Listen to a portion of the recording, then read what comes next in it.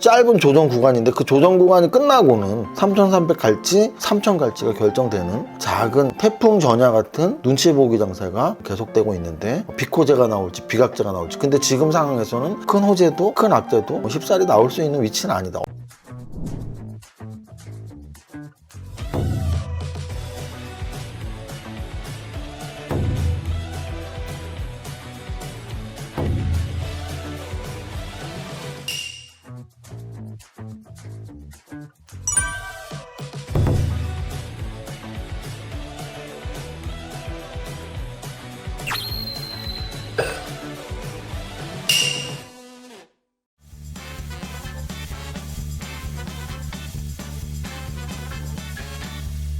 대표님, 지금 뭐 보고 계세요? 오늘 수업하기 전에 이 말씀 하나 드리려고요. 여러분들도 스케줄이 있으니까. 그래서 다음 주 토요일은 9월의 성장주 강연하는 날입니다. 16종목 픽을 하는. 그런데 이제 9월의 성장 강연은 제가 1년에 한 번씩 부산을 가는데요. 이번 9월은 부산을 가는 날입니다. 그래서 9월 6일 토요일에 어디 협찬을 받아서 하냐면 롯데백화점 센텀시티점에서 강의를 해요. 그래서 여러분들이 부산 근처에 사시는 분들이라면 나 슈퍼게임 미세무사 강의 우리 동네 문간 시청하고 싶어. 그런 분들은 부산 롯데백화점 센터시티점에 이렇게 보시면 9월 6일 센텀시티점에서 슈퍼게임 미세무사 수익 내는 투자 살아남는 전략 이렇게 홍보가 되고 있으니까 여기 신청을 하시면 됩니다. 여기 아마 좌석수가 한 100석 남짓인 것 같아요. 120석. 그래서 뭐 그렇게 크지는 않아서 아마도 뭐 롯데백화점 문화센터 이렇게 다니시는 분들이 또 하시고 할 테니까 제가 좀 미리 말씀드리는 거니까 여러분들 중에 나 부산 근처에서 갈 수 있어 하시는 분들은 롯데백화점 센텀시티 지점 제 강연을 이렇게 수강 신청을, 저희 회사로 수강 신청하는 게 아니에요. 이번에는 저희 회사에 수강 신청하는 게 아니고 저 사이트에서 직접 수강 신청을 하시고 다음 주 토요일 9월 6일에 뵙겠습니다. 자, 수업 시작하겠습니다. 오늘 시장은 좀 맥이 빠져있는 약간 조정장, 큰 이슈도 없고, 그리고 상하 진폭, 제일 고점과 저점의 진폭도 굉장히 낮은, 전형적인 좀 이렇게 눈치 보기, 뭐 위로 갈지 아래로 갈지 특별한 재료 없이 옆으로 흘러간 그런 수요일이었습니다. 어찌 보면 좀 빅 이벤트가 그동안 굉장히 많이 있었어서 정말 1년에 한 번 있는 잭스홀 미팅, 그때 파월이 뭐라고 할지, 또는 5년 임기에 한 번 있을까 말까 한 한미 정상회담, 그때 어떤 결과가 나올지, 뭐 이런 정말 빅재료들이 계속 산적해 있었는데 그것들이 약간 없어지면서 김 빠진 느낌? 그러니까 우리가 약간 고3 수험생이 수능 보고 겨울방학 때 학교를 좀 더 나가야 되나요? 요즘도 어쨌든 저희 때는 이제 시험 보고 고3 이제 졸업식 때까지 그냥 학교 가서 별로 할 것도 없고 그런 느낌?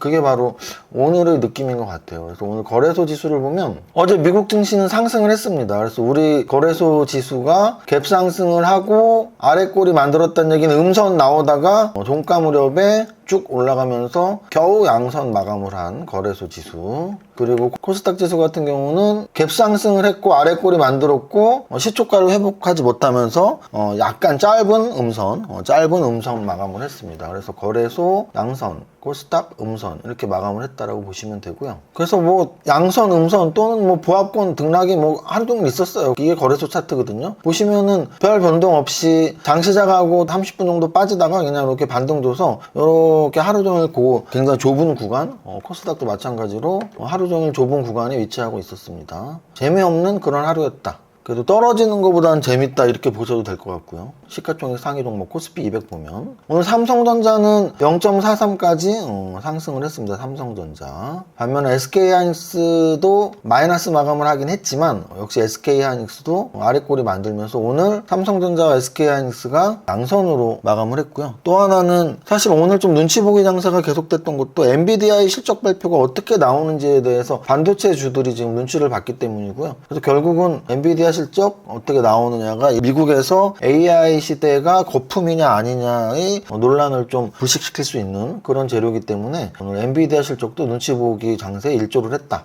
HD현대중공업이 11% 상승하면서 오늘 시가총액 6위까지 올라왔는데요. 시가총액 6위까지, 5위까지 될 뻔했어요. 그래서 HD현대중공업, HD미포조선 이런 종목들이 오늘 하루 엇갈려서, 무슨 뜻이냐면 어찌 보면은 한미정상회담에서도 트럼프 대통령도 그랬고 이재명 대통령도 그랬고 조선업에 대한 서로의 좀 그런 확신 있는 이야기들, 우리가 조선 도와줄게, 그래 우리 미국도 지금 조선이 필요해, 뭐 이런 대화들이 오고 갔는데 실상 코리아 우리 화요일 증시에서는 반영이 하나도 안 됐었죠. 근데 이제 다음날 일정으로 이재명 대통령이 필리조선소 방문과 몇 가지 또 교포제들이 나오면서 오늘 조선주들이 거의 압도적으로 오늘 한 업종만 주목해야 된다면 어떤 업종이냐 해서 그냥 조선주라고 할 수 있을 정도로. 근데 그 중에서도 HD현대중공업, HD미포조선 같은 종목들이 올랐고요. 그러면 생각보다 못 오른 건 뭔데요? 생각보다 못 오른 건 하나오션이 되겠네요. 코스피 200 전체 한번 보면 HD현대미포는 14% 상승했고요. 14%. HD현대중공업은 11%, 삼성중공업은 6%. 그래서 사실 차트가 제일 좋은 건 삼성중공업일 수도 있어요. 왜냐하면 어제도 삼성중공업이 제일 강했기 때문에. HD한국조선해양도 6%, HD현대마린솔루션 4%, 하나오션 2%. 그래서 오늘 야 한업종만 꼽으라는 그냥 누가 봐도 야 조선주가 제일 강했어 라고 말할 수 있을 정도. LG이노텍 오늘 강한 상승 나왔는데요. 특히 애플 아이폰과 연결을 지으면 좀 좋을 것 같아요. 그래서 LG이노텍, 애플 아이폰 이렇게 연결을 지으면 오늘 4% 상승이 이해가 간다. 현대글로비스 2% 상승. 몇몇 지주회사들 오늘 뭐 상법 개정안과 함께 자사주 소각 투해주들 나오면서 다음 달 뭐 또 상법 또 개정 얘기 나오죠. 자사주 소각 부분. 그래서 그 관련주들이 또 움직임이 좀 나왔고요. 반면에 떨어진 업종들에서는 LIG넥스원을 중심으로 하는 방산주 하락을 했고요. 롯데케미칼과 같은 화학주들 오늘 하락을 했고요.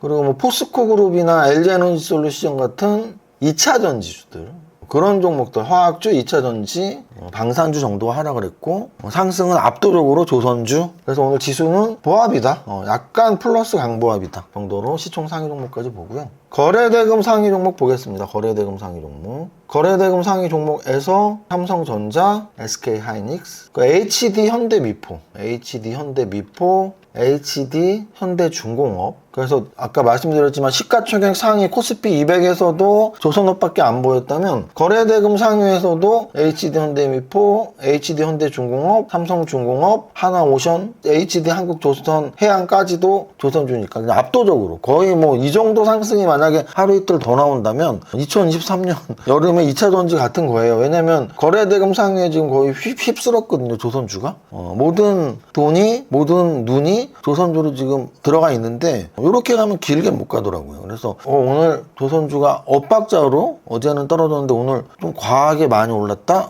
정도의 느낌입니다. 상승률 상위 종목에서 인벤티지랩이 오늘 상한가를 쳤는데요. 인벤티지랩은 뭐 이미 다 아시다시피 펩트론, D&D파마텍, 인벤티지랩 라인이 비만치료제 라인이잖아요. 그래서 오늘 비만치료제 종목으로서 상한가. 그리고 고바이오랩도 오늘 뭐 비만치료 관련 재료 나오면서 상한가. 어제 코미코라는 반도체 관련주의 움직임이 좋았는데 오늘은 코자 뺀 미코 21% 상승, HD현대미포 14% 상승, HD현대중공업 우리 모든 상장 종목 중에 시가총액 6위인 HD현대중공업이 11%가 상승을 했고요. 반도체 관련주인 네페스 3천억짜리 8% 상승했고 HD현대마린엔진 역시 조선주 3조짜리 8% 상승했습니다. 그래서 오늘은 뭐 시가총액 상위 종목, 거래대금 상위 종목, 탑30 모든 걸 봐도 그냥 조선주. 그래서 조선주가 엇박으로 지난주까지도 조선주에 대한 기대감, 마스가에 대한 기대감이 당연히 있었고 실제 한미정상회담에서도 가장 큰 임팩트 있는 업종이었는데도 불구하고 어제는 좀 이렇게 꼬라박게 조정을 받고 오늘은 반대 움직임으로 어제의 하락보다 더 큰 상승이 나오는 대부분의 조선주 움직임들이었고요. 지수는 말씀드렸지만 약간 맥 빠진 도대체 이제 무슨 큰 재료가 남아있지? 실제 금리 인하의 시대가 열려서 금리 인하를 하지 않은들 도대체 얼마나 큰 재료가 남아있지? 그런 생각들. 그래서 적어도 우리나라 반도체 또는 미국에도 엔비디아가 중요하니까 반도체 업황 또는 엔비디아의 실적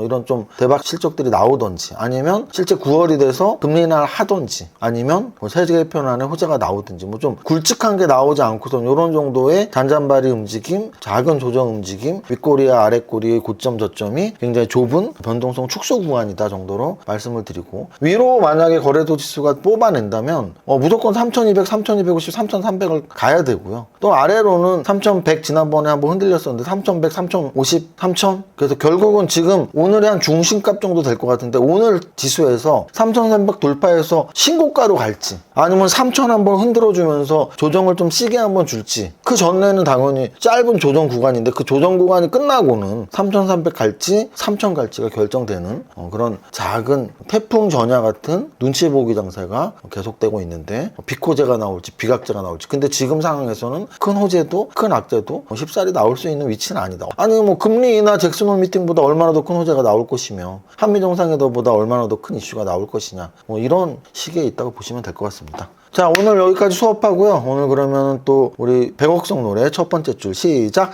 나는 10년 안에 100억 부자 될 거야. 화이팅!